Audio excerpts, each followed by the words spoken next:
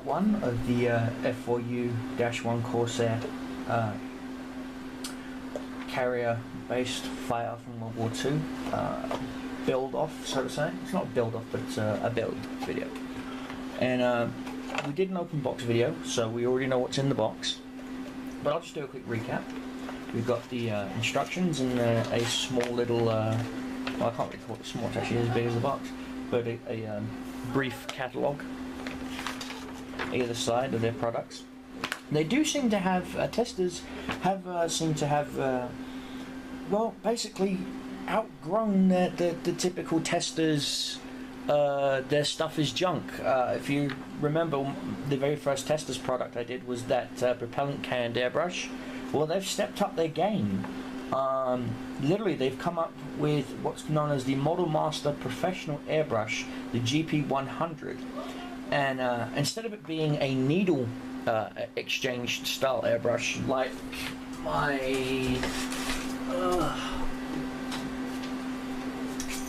like this Badger here, where you would replace the needle. You loosen the collar, of course, and then you would replace the needle to change your thinness, thickness, etc., etc. These airbrush designs use a universal needle, but you alter the tip to change your airbrush thickness, thinness. Sorry about that, didn't mean to hit the camera. Oh, silly tripod. This tripod's going to be the pain in my rear end today. Ooh. Oh, there we go. And so yeah, they've come up with a base model. They've also come up with a GP100, the true decent airbrush variant, and then the extra head nozzles that you can see here for different varying thicknesses. The GP100 is a dual action, I believe, and the regular professional one is a... No, it is. They're both dual action. Wow, they are both dual action. Unfortunately, they still use that silly, weird can adapter propellant, so you'll have to change the hose lines to run on your compressors. But yeah, that doesn't seem to be bad. Also, they've come out with a whole bunch of new metallic paints. It's listed here on the back. Here's your metallics, your pearlescents, your flakes, which is kind of cool if you're into doing that for your model cars and things.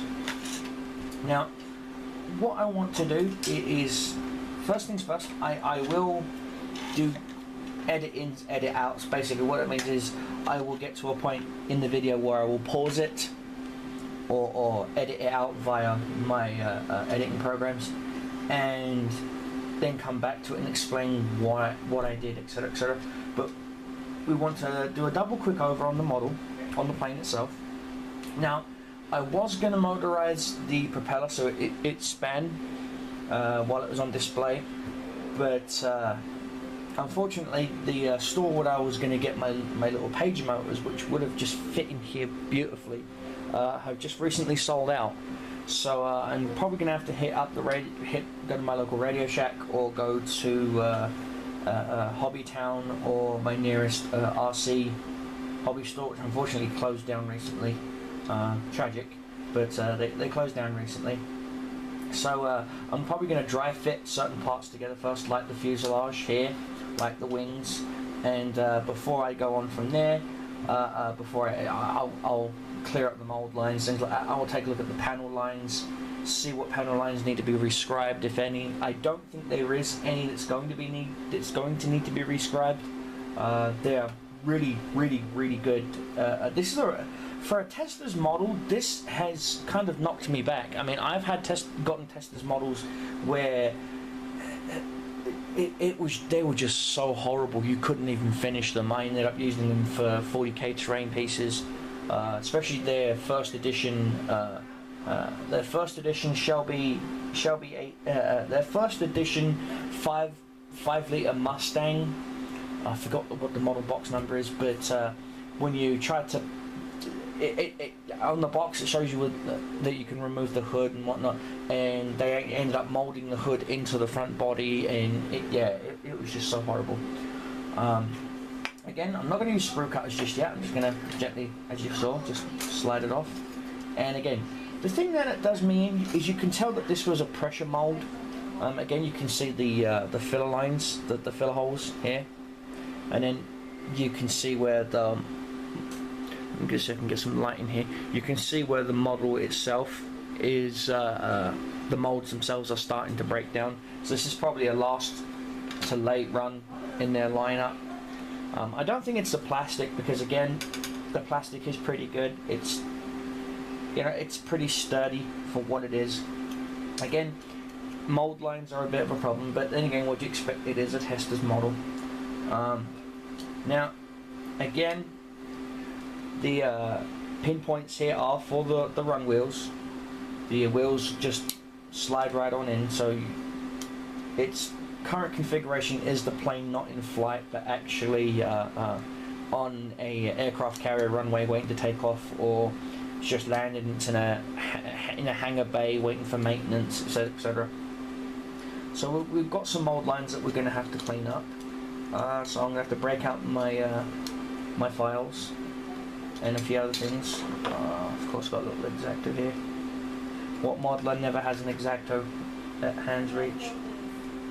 Just being very gentle. Now, I know I'm cutting towards me, and I know most people say you should never cut towards you, should always cut away from you.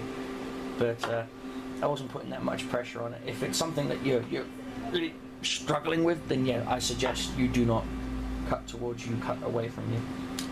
Now, there we go. The body starts to fit together pretty nicely. We do have a little bit of a mold line seam, as you can see, so we're going to have to take care of that. But that's what some modelling supplies are for. We're going to have to deal with the flashing on the wingtips. Again, there's not so much flash on the propellers. You just gently shave that off without deforming the propellers, that is. Because you really don't want to deform this. I did a little bit of searching around, and I found a modeling forum where they actually take 172 scale model planes and actually convert them for RC. They're on what's called run wires, and what that is it's a huge little tether that they tap onto either side of the fuselage, and they have a brushless motor in the front and a battery pack in the person's hand, and what they do is they activate it, the propeller spins, the plane starts to take off, and they just fly around endlessly in a circle.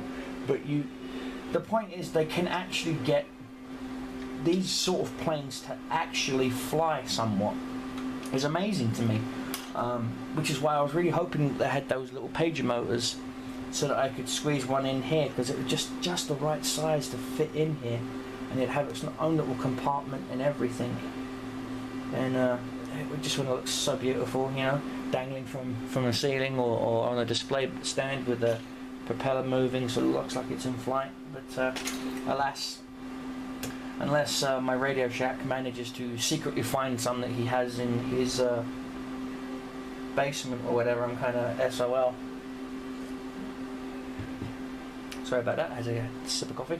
But yeah, that's where I'm going to be doing right now. Next video you'll see is the model completely off the sprue and completely mold line free, and of course I'm going to be washing the model because of mold release, things like that. You want your paint to have the best performance that it can hit to, and I'll have some more information on that tester's airbrush if you guys are interested. I'll probably add it on as a link in the video description, or maybe add it onto the video as a little bit of filler.